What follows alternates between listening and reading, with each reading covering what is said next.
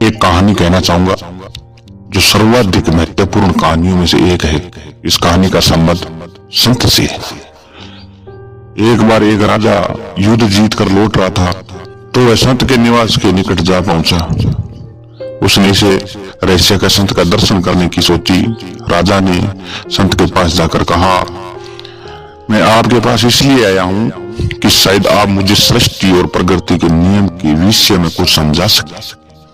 मैं यहाँ पर अधिक समय तो नहीं रुक सकता हूँ क्योंकि मैं युद्ध स्थल से लौट रहा हूँ और मुझे जल्दी ही अपने राज्य में वापस पहुंचना है क्योंकि राज्य में महत्वपूर्ण मसले महल में मेरी प्रतीक्षा कर रहे हैं।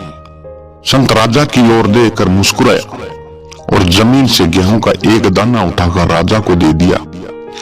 उस गेहूं के दाने का माध्यम से ये बताया कि गेहूं इस छोटे से दाने से सृष्टि के सारे नियम और प्रकृति की सारी शक्तियां समाई हुई है।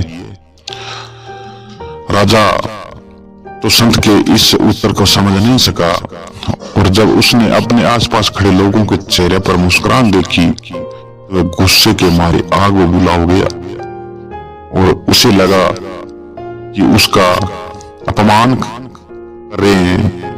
उसने गेहूं के उस दाने को उठाकर जमीन पर पटक दिया और संत से उसने कहा, मैं मूर्ख था जो मैंने अपना समय खराब किया और आपसे यह पर मिलने चला गया।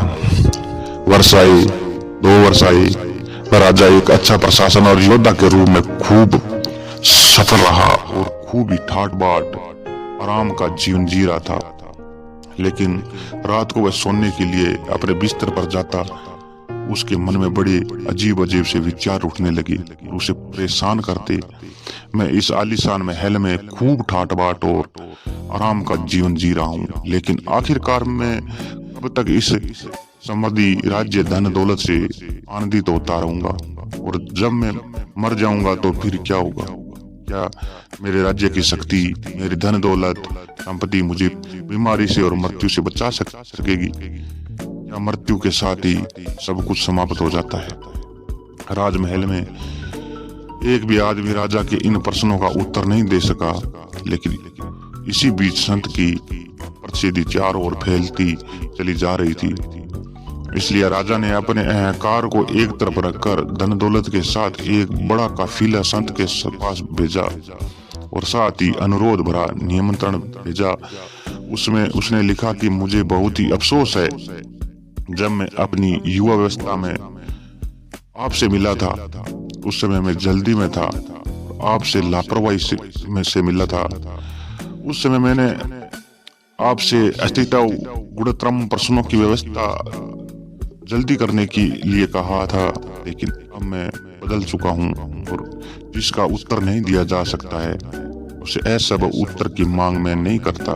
लेकिन अभी भी मुझे सृष्टि के नियम और प्रकृति की शक्तियों को जानने की गहन जिज्ञासा है।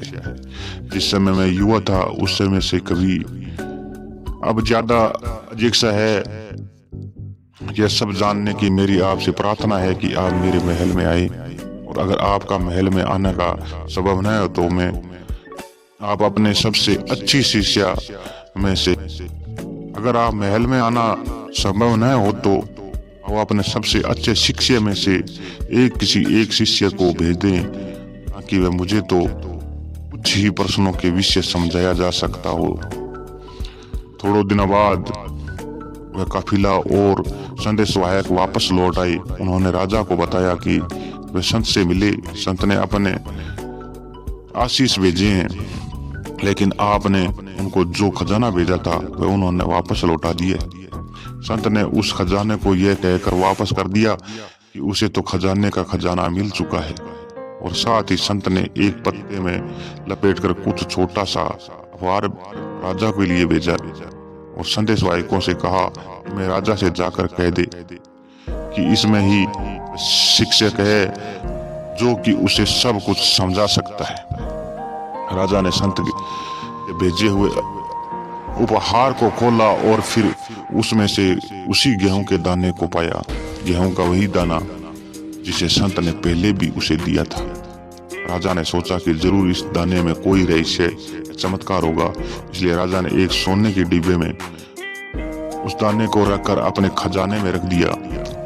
हर रोज वह उस गेहूं के दाने को इस आशा के साथ देखता कि एक दिन जरूर कुछ चमत्कार घटित होगा और गेहूं का दाना किसी ऐसी चीज में या किसी ऐसे व्यक्ति को परिवर्तित हो जाएगा जिससे कि वह सब कुछ सीख जाएगा, जो कुछ भी वह जानना चाहता है। महीने बीते और फिर वर्ष पर वर्ष बीतने लगे, लेकिन कुछ भी चमत्कार घटित न हुआ।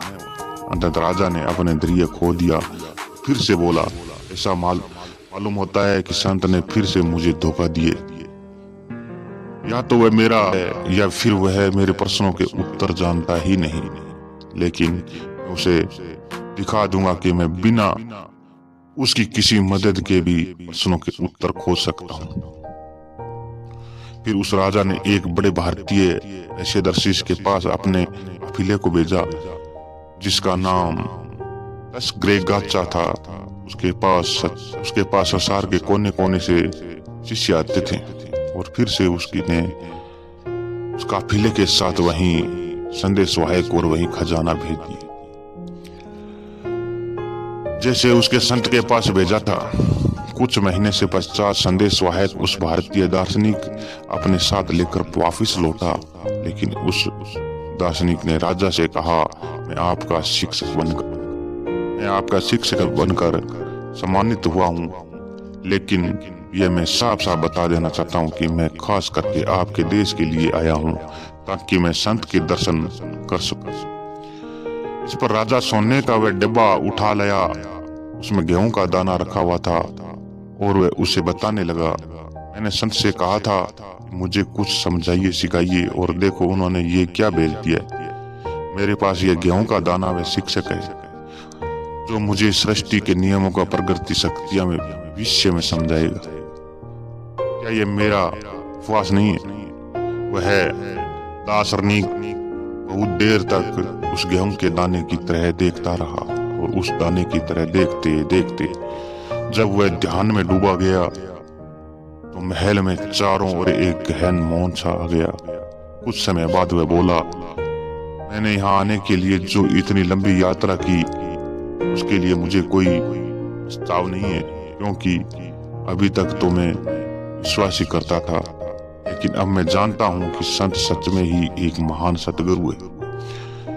गेहूं का ये छोटा सा दाना हमें सचमुच सृष्टि के नियमों और प्रकृति शक्तियों के विषय में सिखा सकता है, क्योंकि गेहूं का एक छोटा सा दाना अभी और यहीं अपने सृष्टि के नियम और प्रकृति की शक्ति को अपनों में समाये हुए हैं। आप गेहूं के इस दाने को सोने के डिब्बे में सुरक्षित रखकर पूरी बात को चूक रहे हैं। अगर आप इस छोटे से गेहूं के दाने को जमीन में बो देंगे, जहाँ से ये दाना कर वर्षा हवा धूप और चांद सितारे को रोशनी पाकर यह और अधिक विकसित हो जाएगा। जैसे ये व्यक्ति की समझ और ज्ञान का विकास होता है, जो वह अपने अपारकृतिक जीवन को छोड़कर प्रकृति और सृष्टि के निकट आ जाता है, जिससे कि वह संपूर्ण ब्रह्मांड के अधिक निकट हो सके। जैसे अंत ऊर्जा के संतोष धरती में बोए हुए गेहूं के दाने की ओर मरते हैं, ठीक वैसे ही ज्ञान के अंत स्रोत व्यक्ति और खुल जाते हैं। और जब तक उसकी तरह बहते रहते हैं तब तक कि व्यक्ति प्रकृति और संपूर्ण ब्रह्मांड के साथ एक न हो जाए।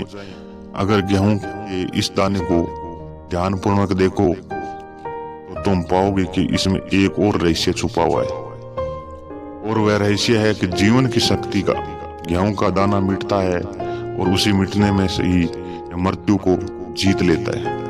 राजा ने कहा, आप जो कहते हैं वह सच है, फिर भी संत में पौधा कुमेल आएगा और मर जाएगा और पृथ्वी वे विलीन हो जाएगा। उस दार्शनिक ने कहा, लेकिन तब तक नहीं मरता जब तक यह सृष्टि की प्रकृतियां पूरी नहीं कर लेता और सवय वो हजारों गेहूं के दाने के परिवर्तन नहीं कर लेता। जैसे छोटा सा गेहूं का दाना मिटता है तो पौधे के रूप में विकसित हो जाता है, ठीक वैसे ही जब तुम भी जैसे जैसे विकसित होने लगते हो, तुम्हारे रूप भी बदलने लगते हैं जीवन से, और नए जीवन निर्मित होते हैं। एक सत्य से और सत्य जन्मते हैं, एक बीज से और बीजों का जन्म होता है। केवल जरूरत है तो एक ही कला सीखने की, और वह है मरने की कला। उसके बाद ही उन्हें जन्म होता है। मेरी सलाह है कि हम संत के पास चलें ताकि वे हमें इस बारे में कुछ अधिकार बताएं, ताकि वे हमें इस बारे में कुछ अधिक बताएं। आगे की कहानी अगले वीडियो में देखिए। चैनल को सब्सक्राइब